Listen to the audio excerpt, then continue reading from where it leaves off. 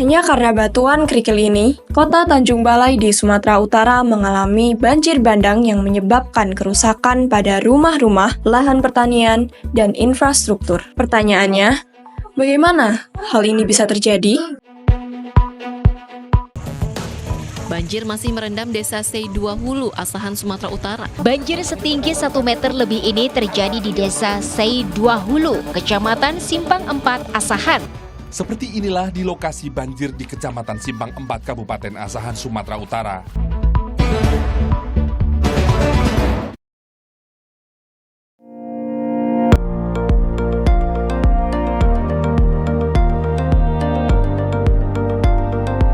Di kota Tanjung Balai, Sumatera Utara, terdapat muara Sungai Asahan yang menjadi salah satu jalur penting bagi transportasi dan perekonomian, serta berperan besar dalam kehidupan masyarakat setempat. Masyarakat sering memanfaatkan sungai untuk berbagai aktivitas, seperti transportasi, irigasi pertanian, mencari ikan, dan kebutuhan sehari-hari seperti mandi dan mencuci. Namun, pada tahun 2023, terjadi banjir di kota ini, yang mengakibatkan aktivitas perekonomian menjadi lumpuh dan banyaknya rumah yang terendam. Lahan pertanian rusak dan infrastruktur mengalami kerusakan yang parah, sehingga memaksa warga untuk mengungsi ke tempat yang lebih aman. Salah satu penyebab banjir ini adalah pendangkalan sungai yang disebabkan oleh penumpukan sedimen seperti batuan kerikil ini yang terbawa dari hulu ke hilir. Akumulasi sedimen tersebut menyebabkan pendangkalan pada hilir dan mengurangi kapasitas sungai untuk menampung air. Sehingga ketika hujan deras datang, air meluap dan menyebabkan banjir. Untuk itu, perlu dilakukan langkah-langkah strategis guna mengurangi resiko banjir di masa mendatang. Namun, sebelum langkah-langkah tersebut ditentukan, perlu dilakukan kajian sedimentasi yang komprehensif sebagai acuan dalam mengambil keputusan dengan tepat.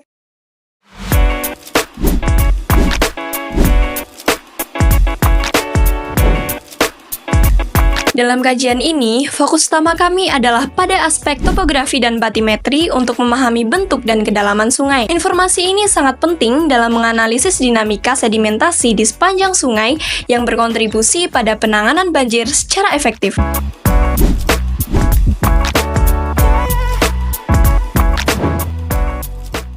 Kita akan menjelajahi 3 sungai utama di wilayah Sumatera Utara, yaitu Sungai Asahan, Sungai Silau, dan Sungai Piasa. Ketiganya memiliki karakter aliran yang unik dan berbeda satu sama lain. Namun, ada satu hal yang menyatukan mereka semua sehingga sungai ini bermuara di Sungai Asahan. Secara administrasi, ketiga sungai ini terletak di Kabupaten Asahan, Provinsi Sumatera Utara. Namun, Sungai Asahan memiliki jangkauan yang lebih luas melintasi beberapa wilayah lainnya, seperti Kabupaten Toba dan Kabupaten Batubara.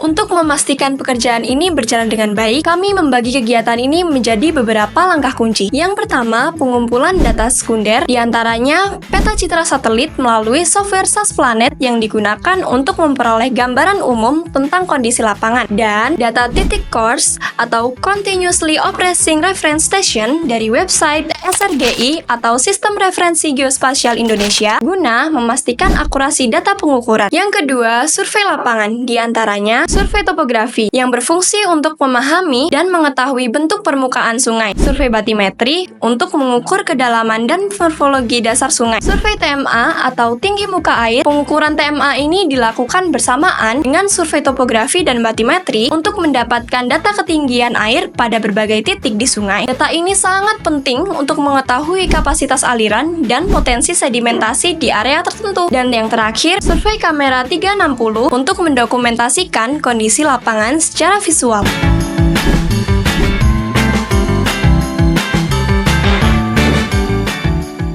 Selamat datang dalam perjalanan kami yang penuh tantangan untuk melakukan survei kajian sedimentasi di 3 sungai yang mempesona, yaitu Sungai Asahan, Silau, dan Piasa.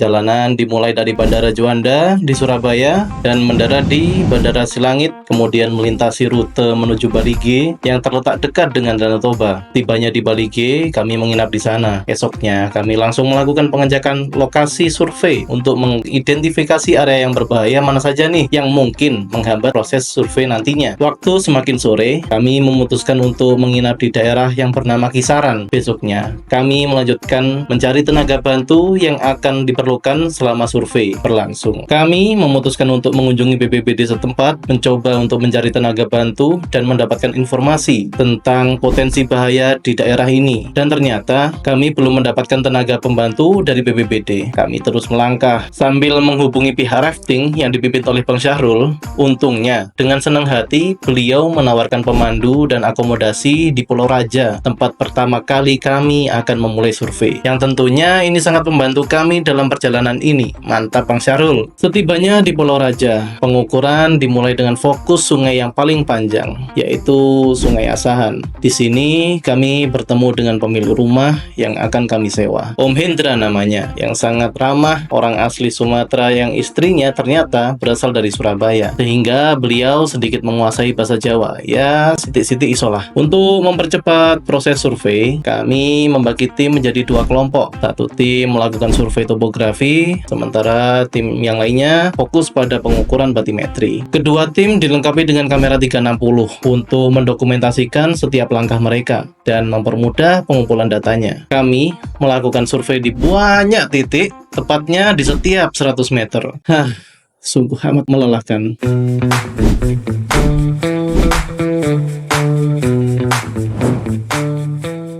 Dalam survei topografi, tujuan kami untuk memahami elevasi di sekitar 3 sungai tersebut, serta mengumpulkan data elevasi di setiap bangunan yang berdekatan dengan sungai, dan mendata titik benchmark yang sudah ada. Kami menggunakan alat RTK GPS dan menggunakan metode N-trip untuk memastikan data yang dikumpulkan sangat akurat. Selama proses ini, kami menyadari bahwa akomodasi kami harus selalu berpindah-pindah, disesuaikan dengan kemajuan progres survei yang kami capai. Selama di Sungai Asahan, kami menghadapi berbagai kendala, termasuk jalur darat yang sangat amat sulit dilalui, sehingga kami memutuskan untuk menggunakan jalur air. Kami mencari penyedia sampan, sekaligus menggunakan jasa pengemudinya. Perjalanan yang sangat jauh ditambah dengan banyaknya rawa parit yang luas sekali membuat kami harus super ekstra hati-hati. Di daerah yang rimbun juga menghalangi sinyal GPS, sehingga kami sering kesulitan dalam mengoperasikan alat ini. Dan yang paling menegangkan, selama pengukuran, kami melihat buaya yang berukuran 2 meter sedang berjemur dengan santuinya di tepian sungai, yang tentu saja menambah sedikit ketegangan dalam perjalanan ini. Benar-benar menguji adrenalin. Lalu kami melanjutkan pengukuran survei berikutnya, yaitu di Sungai Piasa. Di sana kami menghadapi perbukitan yang sangat curam, sinyal GPS yang tidak stabil, dan area yang terendam air akibat hujan semalam. Namun kami bersyukur karena di Sungai Piasa masih ada jalur darat yang dapat kami gunakan. Jadi nggak perlu sewa sampan lagi di sini. Di Sungai Silau, tantangan serupa muncul juga, seperti jarak yang sangat amat jauh, dan kami harus memastikan bahwa kami tidak melewatkan data pada lokasi-lokasi penting seperti PDAM, bendungan, dan jembatan, karena kami tidak mau mengulangi lagi karena jaraknya jauh banget.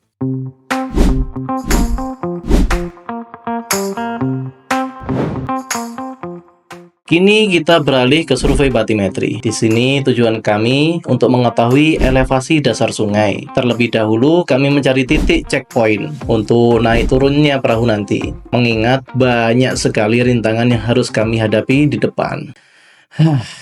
Rintangan lagi. Survei batimetri ini dimulai dari hilir Sungai Asahan. Kami sengaja mendahulukan bagian sungai yang paling lebar. Lebarnya itu hingga 100 meter. Itu benar-benar gede banget loh sungainya. Selama pengukuran, kami menggabungkan pengukuran batimetri dan TMA. Jadi, 2 survei ini memang fardu ainnya dilakukan secara bersamaan. Kami memastikan bahwa telah melakukan bercek untuk validasi data, dan tidak lupa kami menggunakan GPS untuk memastikan memastikan bahwa pengukuran dilakukan dengan tepat, presisi, dan persis di lokasi yang telah ditentukan. Sama seperti tim topografi. Selama 2 minggu di Asahan, tim batimetri juga sering menemui buaya di muara. Mantap sudah. Ketika kami melanjutkan pengukuran di Sungai Biasa dan Silau, kami mengubah rencana menjadi lebih fleksibel untuk memaksimalkan waktu. Karena aksesnya yang sangat amat jauh, perjalanan doang nih ya, sekitar 3-4 jam. Bagian hulu dari Sungai Biasa dan Sungai Silau ini bagian yang paling serunya. Tantangannya melimpah ruah. Udah medannya sulit, berbukit-bukit, arusnya kencang pula. Bener-bener masih natural tempat ini. Untungnya kami dapat bantuan dari tim rafting yang menyediakan perahu dan tenaga untuk mendampingi kami selama survei. Nah, kan gini jadi seru kan ya, berasa ada libur-liburannya gitu.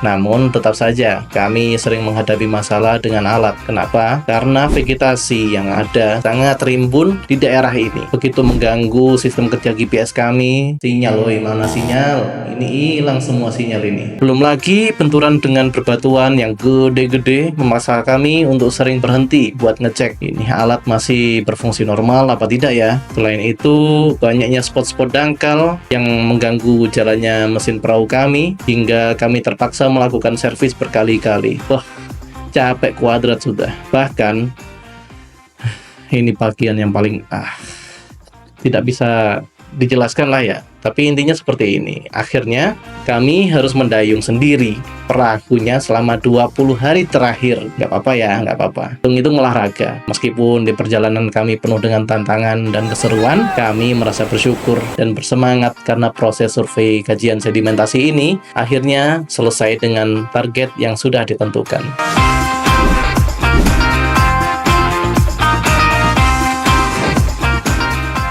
Halo, nama saya Nabila Alia, tim pengolahan data kajian sedimentasi Sungai Asahan. Pengolahan data dilakukan untuk mendapatkan gambaran rinci tentang kondisi sedimentasi ketiga sungai, yaitu Asahan, Silau, dan Piasa.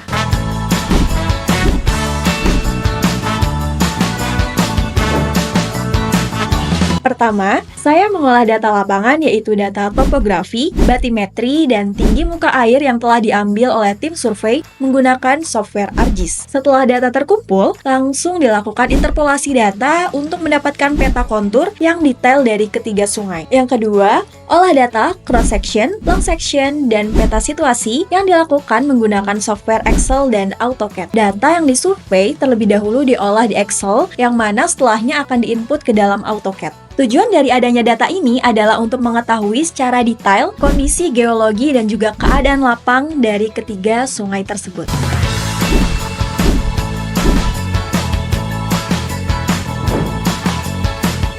Untuk kamera 360, data diolah menggunakan software Insta360 hingga output yang dihasilkan merupakan tampilan interaktif, jernih, dan 4K, sehingga kita bisa melihat kondisi lapangan dengan sangat jelas dan juga detail.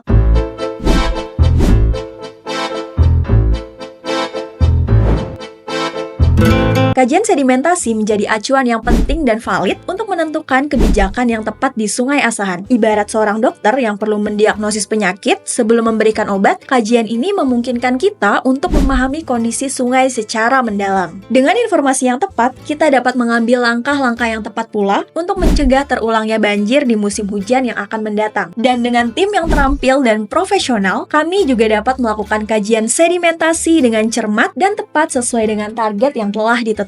Kami juga terbuka untuk menjalin kerjasama dalam pekerjaan-pekerjaan lainnya karena setiap pekerjaan yang kami laksanakan dapat memenuhi hasil sesuai dengan yang telah direncanakan. Dengan dilakukannya kajian sedimentasi ini diharapkan dapat digunakan sebagai acuan dalam menentukan langkah strategis guna meminimalisir terulangnya banjir di masa yang akan mendatang.